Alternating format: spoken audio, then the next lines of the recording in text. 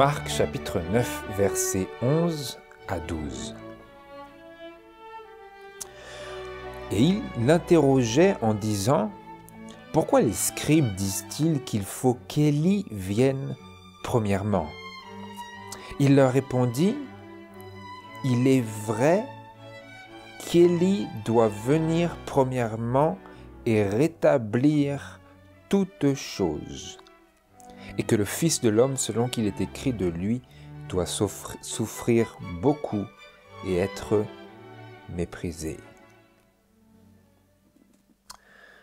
Bonjour à tous frères et sœurs, que le Seigneur vous bénisse. Je vous souhaite un bon sabbat. Aujourd'hui, nous poursuivons notre nouvelle série sur le troisième Élie. C'est la deuxième partie.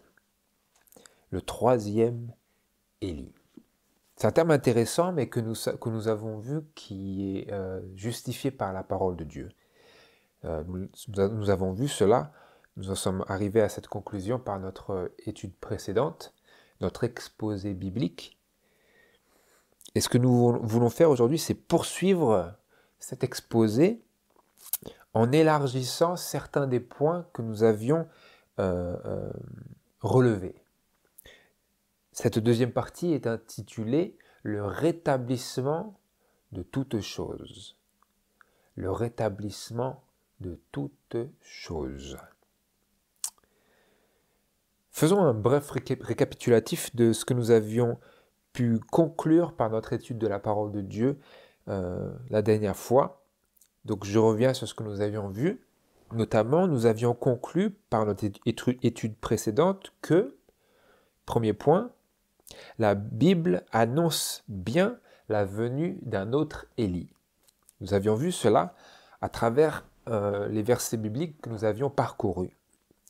En effet, la Bible annonce bien la venue d'un autre Élie. Malachie chapitre 4, versets 5 à 6.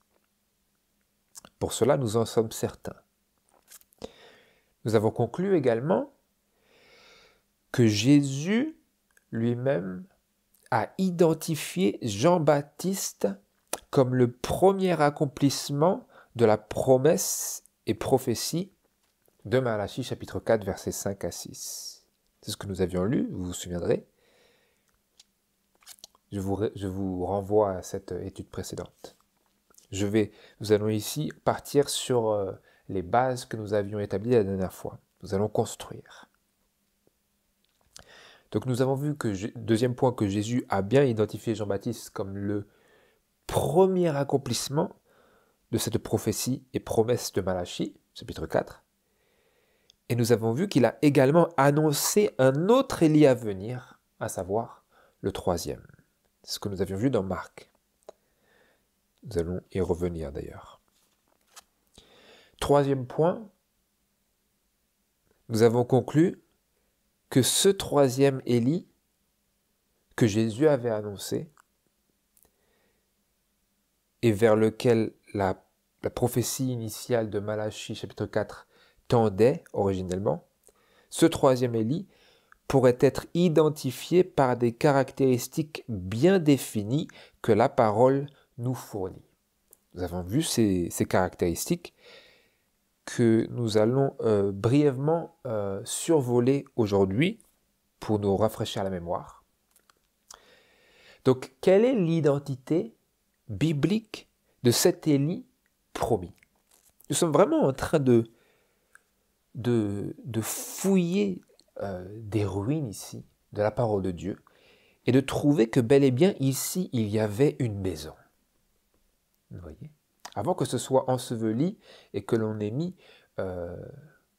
des tonnes de traditions par-dessus. Traditions, ce sont des fabrications de l'homme.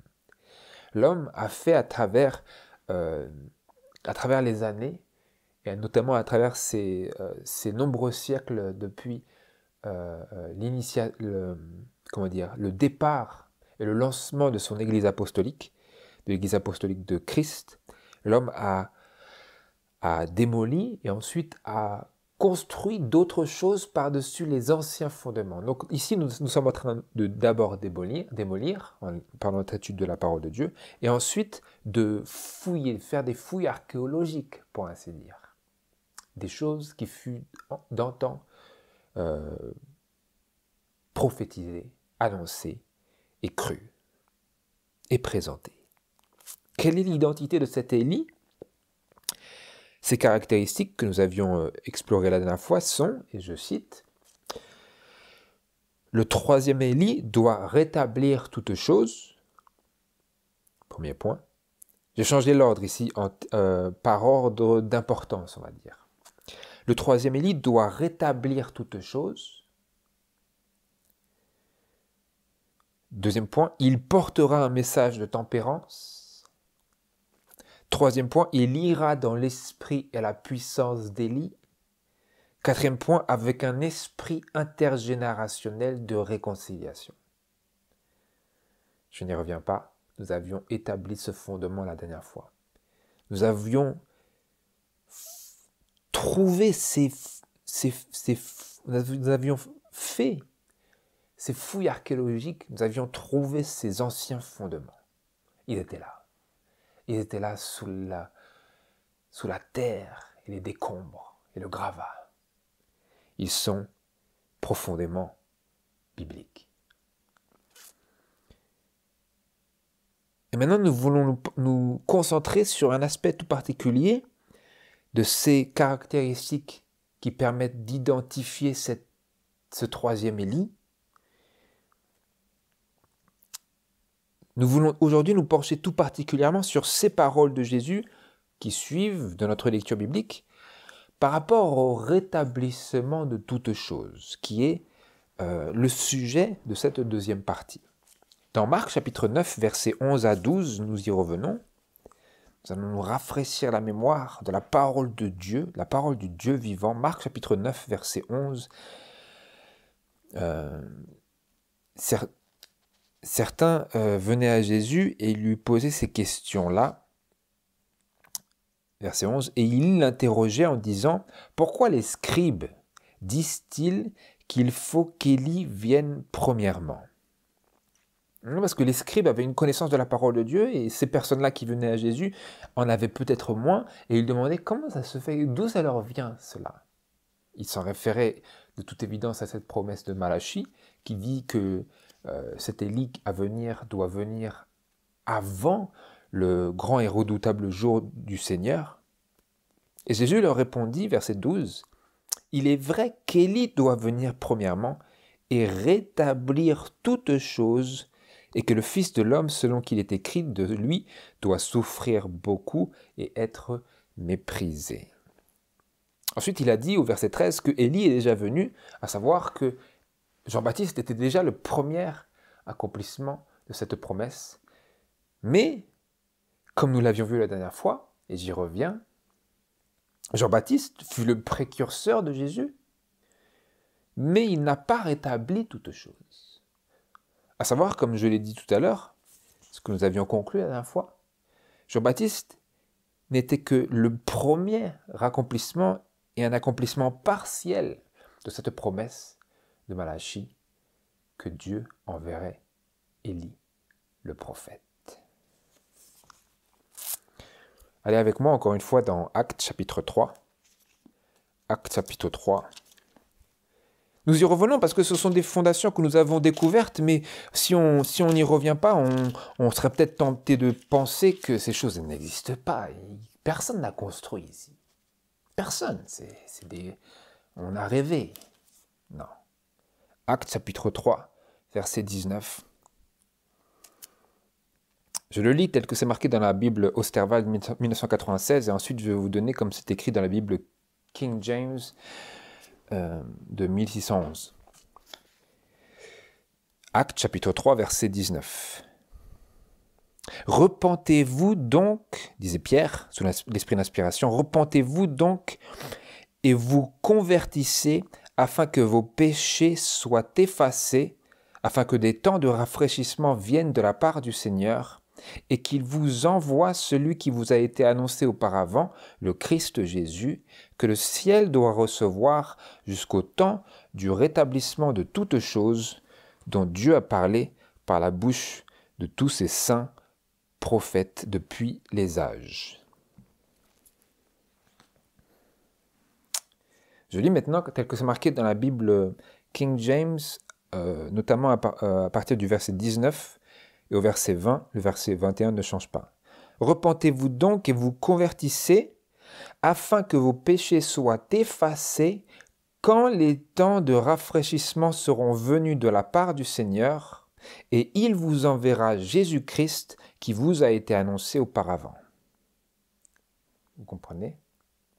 Donc le tracé linéaire historique de cette annonciation prophétique de Pierre sous l'esprit d'inspiration est que nous devrions nous repentir afin que nos péchés soient effacés quand les temps de rafraîchissement viennent de la part du Seigneur. À savoir, les temps de rafraîchissement viennent, cette pluie de l'arrière-saison vient afin que dans cette même période, nos péchés soient effacés, purification du sanctuaire, et ensuite, que les rafraîchissements nous viennent de la part du Seigneur, et il vous enverra Jésus-Christ.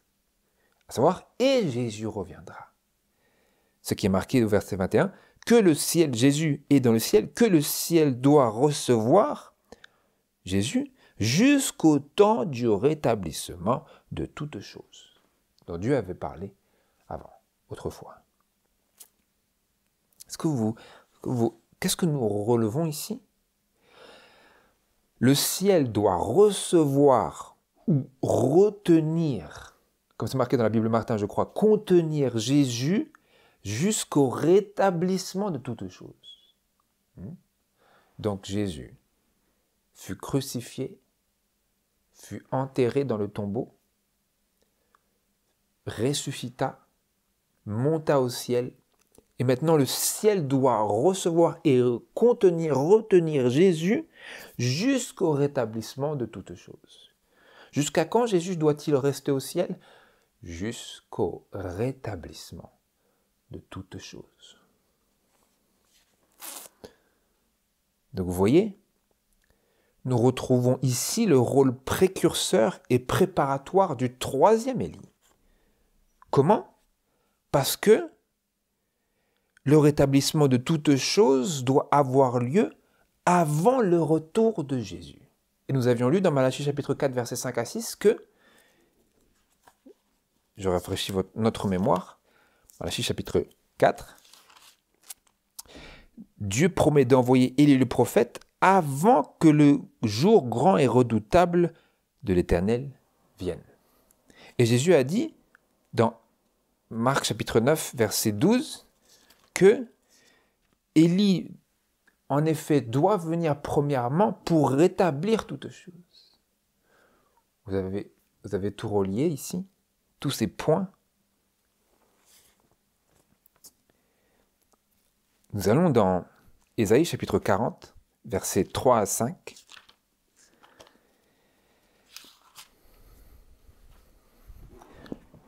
Voilà les paroles qui annonçaient la venue de Jean-Baptiste. Ces paroles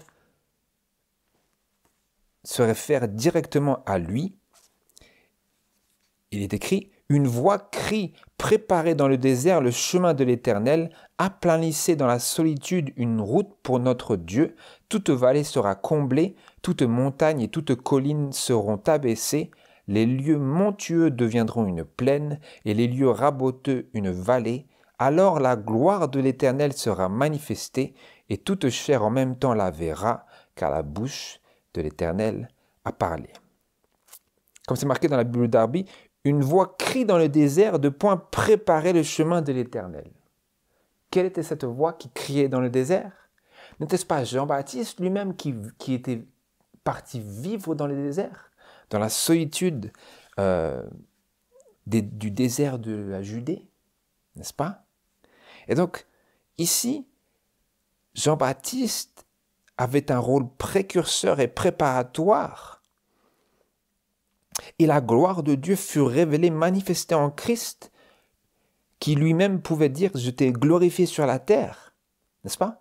Donc, Jean-Baptiste annonça Jésus, la venue de Jésus, et il disait, vous vous rappellerez, « Voici l'agneau de Dieu qui ôte le péché du monde ».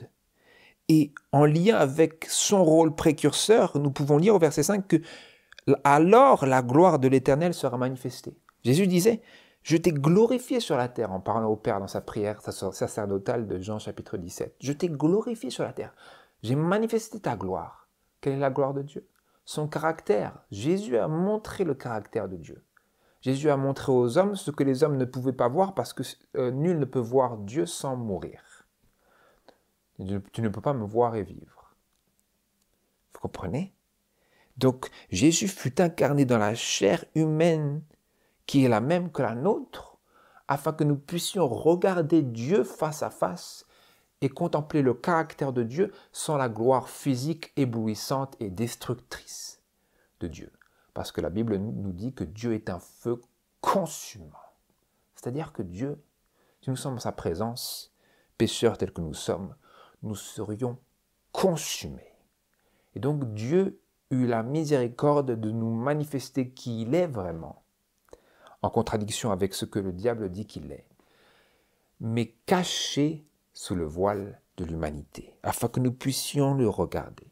Comme c'est marqué dans Jean chapitre 1, verset 14, « Et la parole a été faite chair, et nous avons contemplé sa gloire, une gloire comme celle du Fils unique venu du Père. » Nous avons pu contempler sa gloire, comme bien même nous ne pouvions pas jadis contempler la gloire de Dieu, parce que Ésaïe, je vous rappelle, dans chapitre 6, avait vu Dieu dans cette vision, le trône, Dieu sur son trône, assis avec les pans de sa robe qui remplissaient tout son temple, et il entendit les anges proclamer « Saint, Saint, Saint » et l'Éternel, et il dit « Malheur à moi, parce que je suis impur, et je demeure au milieu d'un peuple dont les lèvres sont impures. » Il disait « Je vais mourir. »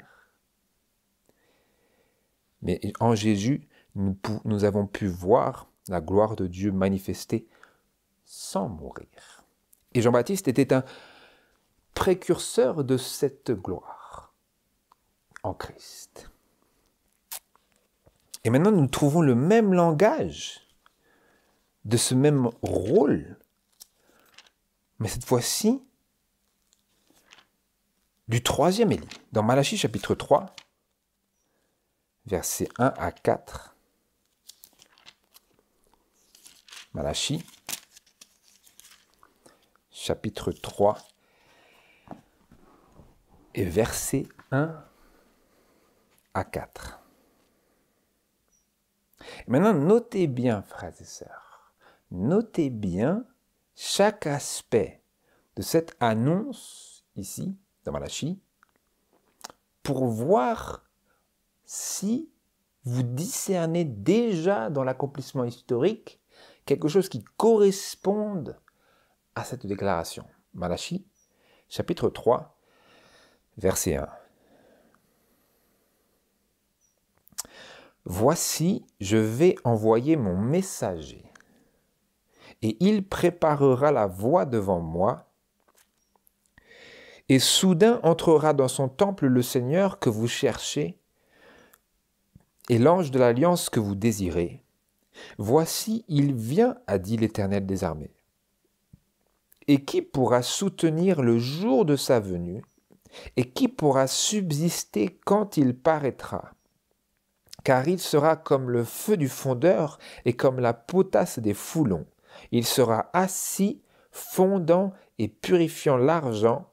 Il purifiera les fils de Lévi et les affinera comme on affine l'or et l'argent. Et ils seront à l'Éternel, et ils présenteront des offrandes dans la justice. Alors l'offrande de Juda et de Jérusalem sera agréable à l'Éternel, comme aux jours anciens, comme aux années d'autrefois. Donc nous voyons ici une activité de purification du peuple de Dieu qui est annoncée sous les auspices du troisième Élie. Est-ce que c'est marqué ou est-ce que je le dis? Regardez ici. Je vais envoyer mon messager et il préparera la voie devant moi.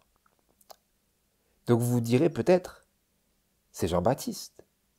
Sauf que quand vous regardez, là, il y a quelque chose de beaucoup plus large. Parce que nous lisons au sujet de cette période, lorsque ce messager vient, que le Seigneur entrera soudain dans son temple et que le jour de cette venue-là, dans son temple, il sera comme le feu du fondeur, comme la potasse des foulons, il sera assis fondant et purifiant l'argent.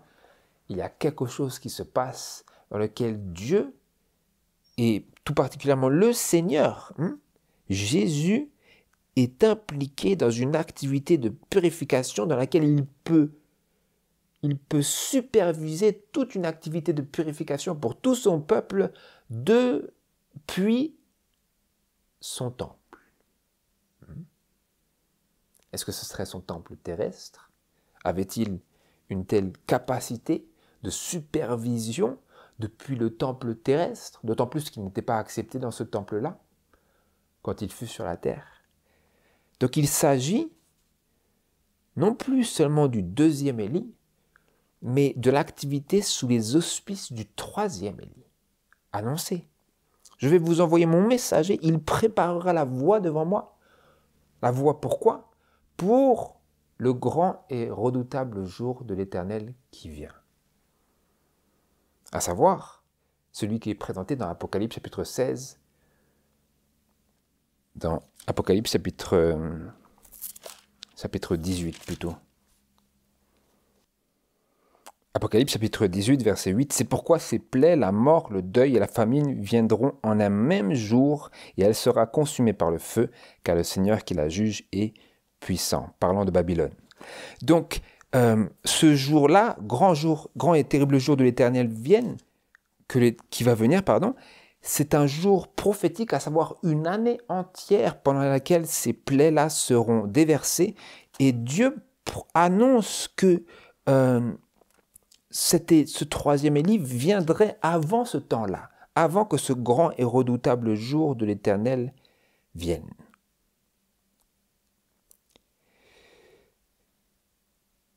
Et maintenant, concrètement, frères et sœurs, donc nous voyons ici que dans Malachie chapitre 3, au début de ce chapitre, nous avons la même annonce qui nous est présentée dans le chapitre 4, versets 5 à 6. C'est le même messager dont il est question ici. Celui au sujet duquel Jésus disait qu'il doit venir rétablir toutes choses, afin que le ciel ne retienne plus Jésus, afin que la voie soit préparée pour le retour du Seigneur. Vous comprenez? Et donc maintenant que nous avons vu ces éléments ici, nous avons élargi cette identité de l'Élie et sa place dans la prophétie, dans l'histoire. Concrètement, quel est ce rétablissement annoncé? Ce rétablissement de toutes choses dont Jésus parlait et dont l'apôtre Pierre aussi, sous l'esprit d'inspiration, parlait. Ce rétablissement prérequis pour que Jésus-Christ revienne sur terre. Que faut-il rétablir? Qu'est-ce qui est tombé en ruine? Ce sont les questions auxquelles nous voulons trouver des réponses bibliques. Et pour y répondre tout de suite, sans tergiversation, tournez-vous avec moi vers le passage de Ésaïe chapitre 58. Ésaïe chapitre 58, versets 1 à 2.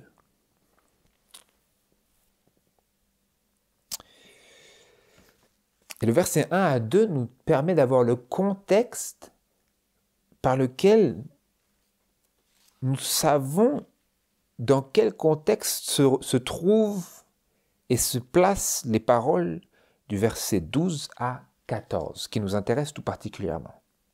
Quel est le contexte? Ésaïe chapitre 58, verset 1. Crie à plein gosier, ne te retiens pas, élève ta voix comme une trompette, déclare à mon peuple leur iniquité, à la maison de Jacob ses péchés. Pourquoi? Quel est leur péché tout particulier ici? Dans ce contexte d'un travail qui prépare la voie pour le retour du Seigneur. Déclare à mon peuple leur iniquité, à la maison de Jacob ses péchés. Car, verset 2, car jour après jour ils me cherchent et ils veulent connaître mes voies, comme une nation qui aurait pratiqué la justice et n'aurait pas abandonné la loi de son Dieu. Ils me demandent des jugements justes, ils veulent s'approcher de Dieu. Verset 3, pourquoi avons-nous jeûné sans que tu y prisses garde et affligé nos âmes sans que tu le connusses? Voici que dans votre jour de jeûne, vous faites votre volonté et vous traitez durement vos mercenaires, etc. Donc Dieu dit ici, car, voilà, annonce-leur cela, car ils veulent me connaître, ils me cherchent comme s'ils avaient pratiqué, comme s'ils faisaient tout comme il faut, et comme s'ils, c'est marqué au milieu du verset, comme s'ils n'avaient pas abandonné la loi de leur Dieu. Et donc, dans ce contexte-là, ici, de cette déclaration d'introduction, nous lisons maintenant au sujet de ce rétablissement de toutes choses pour lequel la Bible elle-même nous donne une définition. Je répète, la Bible elle-même nous donne une définition de ce que ce rétablissement de toutes choses serait qui préparerait la voie pour le retour de Christ. Ésaïe 58, verset 12. Ici, s'adressant à Dieu et parlant de ce peuple, il est écrit « Les tiens, ceux qui sortent de toi, rebâtiront les antiques ruines, tu relèveras les fondations des anciens âges, on t'appellera le réparateur des brèches, le restaurateur des chemins qui rend le pays habitable. Si tu retiens ton pied au jour du sabbat, pour ne pas faire ta volonté dans mon saint jour. Si tu appelles le sabbat tes délices et honorable ce qui est consacré à l'Éternel, si tu l'honores plutôt que de suivre tes voies, de faire ta volonté et de dire des paroles vaines, alors tu trouveras des délices en l'Éternel. Je te ferai passer par-dessus les hauteurs du pays. Je te nourrirai de l'héritage de Jacob ton père, car la bouche de l'Éternel a parlé. Quel est ce rétablissement, frères et sœurs, bibliquement parlant? Quel est ce rétablissement? Il s'adresse au peuple de Dieu et ensuite il dit les tiens, ceux qui sortiront de toi, ta postérité, plus tard il arrivera que ceux qui croient comme toi rebâtiront, ceux qui croient en Dieu comme toi, rebâtiront les antiques ruines. Ensuite, il s'adresse à eux. Il s'adresse au peuple, ensuite il s'adresse à ceux qui sortiront de ce peuple d'Israël, et il dit « Tu relèveras les fondations des anciens âges, on t'appellera le réparateur des brèches, le restaurateur des chemins qui rend le pays habitable. » Comment? Si quoi? Si tu retiens ton pied au jour du sabbat. Est-ce que vous avez un éclairage ici sur quelle est l'identité de cet Élie auquel est confiée la mission du rétablissement de toutes choses? Nous avions déjà un indice au verset 2, parce que au beau milieu, voilà la scène ici qui est présentée, au beau milieu d'un christianisme moderne qui cherche à se rendre agréable à Dieu, tout en, je cite, tout en abandonnant la loi de son Dieu, la loi de Dieu, la loi des 10 commandements. La prophétie nous présente un peuple particulier. Notez bien ici, un peuple. Que font-ils? Que fait ce peuple? Que font ces personnes? Ils rebâtiront les antiques ruines et relèveront les fondations des anciens âges, et on les appellera, je cite, le réparateur de brèches, le restaurateur des chemins qui rend le pays habitable. Vous voyez ici le lien avec Ésaïe chapitre 40 que nous avions lu juste avant, qui annonçait l'identité du deuxième Élie de Jean-Baptiste, cette voix qui crie dans le désert, qui préparait le chemin, qui aplanissait le chemin, qui comblait les vallées et écrasait les collines, qui relève les affligés et qui abat les orgueilleux. Eh bien ici, ce peuple-là, qui coïncide avec cette annonciation de Malachie chapitre 4 et de Malachie chapitre 3 et de Marc chapitre 9 verset 12 par Jésus, qui est cimenté par les paroles d'Actes chapitre 3 verset 19 à 21, ce peuple-là, nous lisons à leur sujet, parce qu'ils sont plusieurs, remarquez, les tiens rebâtiront, c'est le pluriel, hein, c'est la troisième forme du pluriel, ils. Je, tu, il, nous, vous, il au pluriel, la troisième forme du pluriel, les tiens rebâtiront les antiques ruines, et ensuite tu relèveras les fondations des anciens âges, et on t'appellera le réparateur de brèches.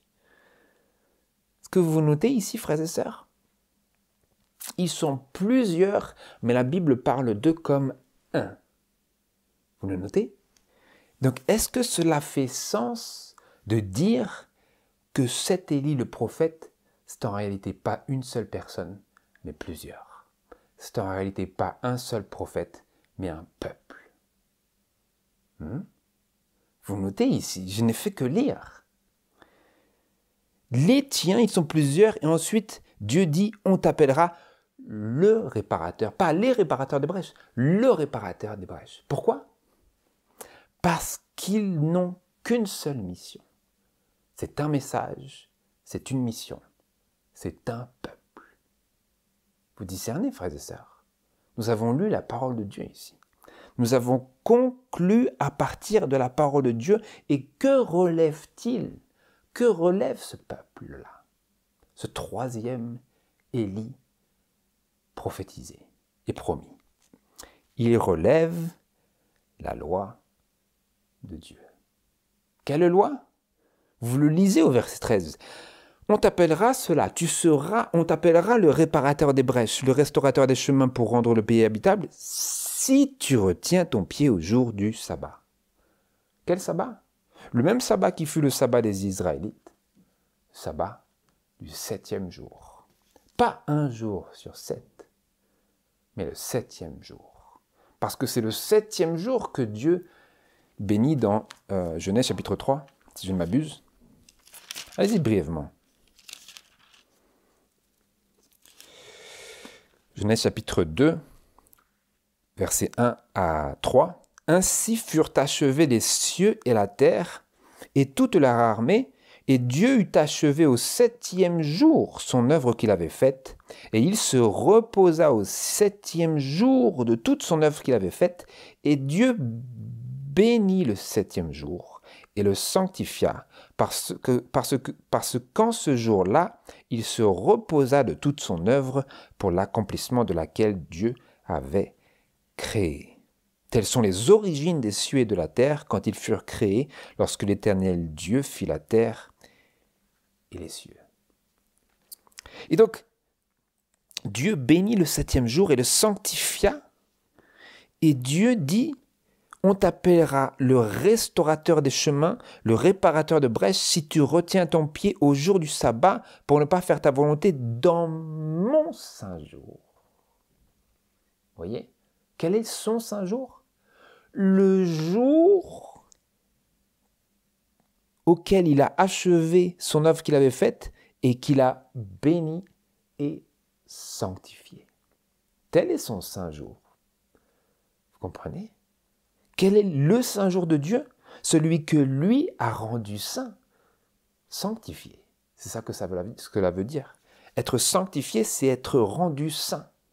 Quand Dieu sanctifia le 7e jour, il le rendit saint et cela devint donc son saint jour.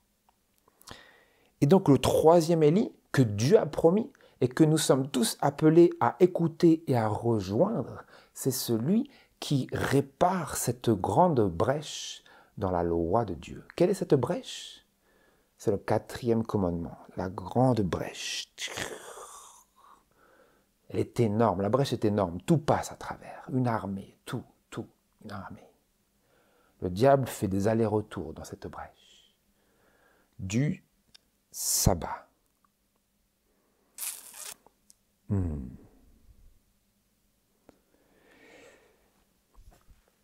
Sabbat du 7e jour, le jour que Dieu bénit et sanctifia.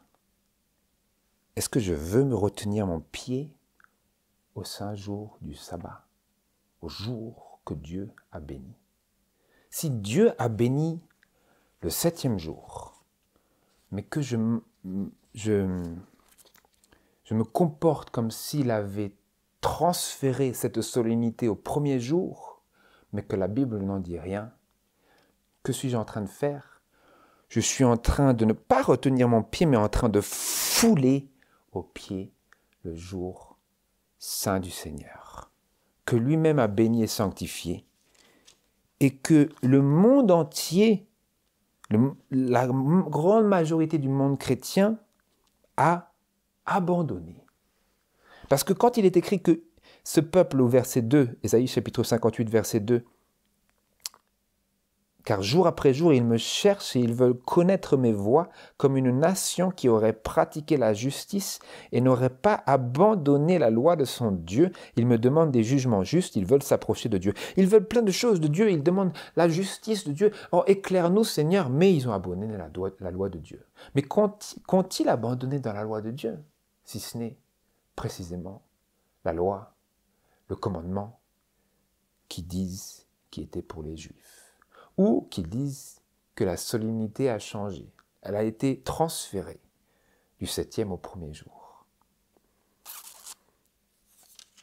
Dieu désire en de tels moments, en une telle période, désire avoir un peuple qui puisse relever ses fondations des anciens âges, afin que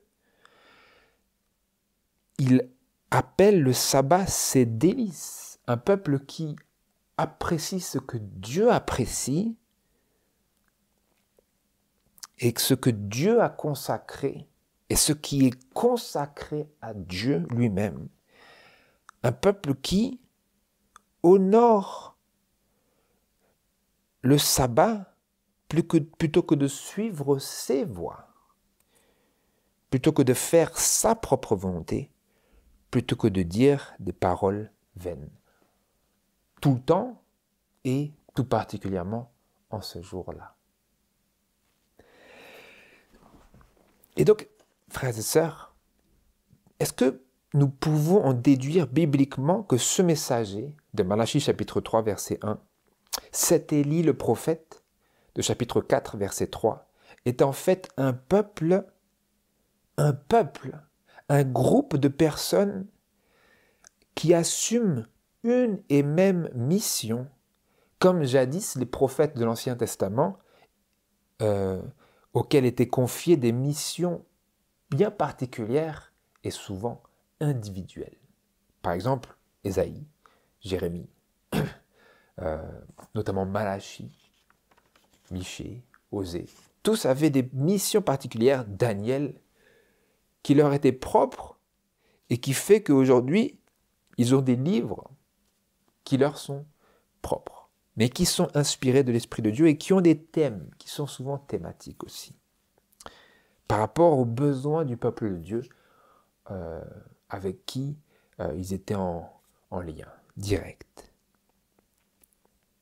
Et maintenant, regardez avec moi, est-ce que nous pouvons trouver, plus encore dans le Nouveau Testament, cet Élie, ce 3e Élie, mais présenté en d'autres termes, tout à fait complémentaires et en aucun cas contradictoires. Dans Apocalypse chapitre 14,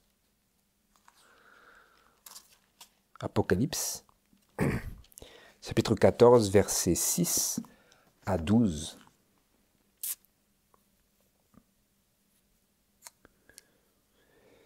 Apocalypse chapitre 14, verset 6. Et je vis un autre ange qui volait au milieu du ciel, portant l'évangile éternel pour l'annoncer à ceux qui habitent sur la terre, à toute nation et tribu et langue et peuple, en disant d'une voix forte, « Craignez Dieu et lui donnez gloire, car l'heure de son jugement est venue, et adorez celui qui a fait le ciel, la terre, la mer et les sources des eaux. » Et un autre ange le suivit en disant, « Elle est tombée, Babylone, la grande ville, parce qu'elle a abreuvé toutes les nations du vin de la fureur de son impudicité. » Et un troisième ange les suivit en disant d'une voix forte, « Si quelqu'un adore la bête et son image, et s'il en prend la marque au front ou à la main, il boira aussi du vin de la colère de Dieu, du vin pur préparé dans la coupe de sa colère, etc. » Verset 12. « C'est ici la patience des saints, ce sont ici ceux qui gardent les commandements de Dieu et la foi de Jésus. » Et donc vous voyez que il s'agit ici de l'évangile éternel, verset 6, parce que c'est l'évangile qui a été entièrement rétabli à sa pureté d'origine, d'où le terme. Et au verset 12, ce sont ici ceux qui gardent les commandements de Dieu et la foi de Jésus, ceux qui, pour reprendre les paroles d'Ésaïe, ceux qui rebâtissent les antiques ruines. Est-ce que vous voyez le lien entre du verset 6 à 12, entre cet Élie annoncé au sujet duquel il était écrit qu'il doit rétablir toutes choses. Ces personnes-là, vraisemblablement, observent toute la loi de Dieu. Ils n'ont pas abandonné la loi de Dieu. Vous comprenez? Et à la suite de ce triple message, vous lisez au verset 14, « Je regardais ensuite et voici, il y avait une nuée blanche et sur la nuée quelqu'un d'assis qui ressemblait au Fils de l'homme, ayant sur sa tête une couronne d'or et en sa main une faux tranchante, etc. » Et là, vous avez ensuite le retour de Jésus, d'abord invisible et ensuite plus tard visible et triomphant. Comme c'est marqué dans l'Apocalypse chapitre 1, il viendra et tout œil le verra. Vous discernez, frères et sœurs. Et donc, maintenant que nous venons de voir le lien entre Ésaïe chapitre 58 et ce passage-là, nous pouvons en arriver à la conclusion que le troisième Élie est le peuple qui, juste avant le grand jour de Dieu et le retour physique et littéral de Jésus, choisit de remplir la mission du messager du Seigneur, lui préparant la voie en relevant les ruines de sa loi foulées aux pieds par le monde chrétien moderne et restaurant dans le cœur des croyants cette foi de Jésus qui lui permit de surmonter et de vaincre la tentation et le péché, et ainsi d'obtenir la victoire sur la chair, le monde et le diable.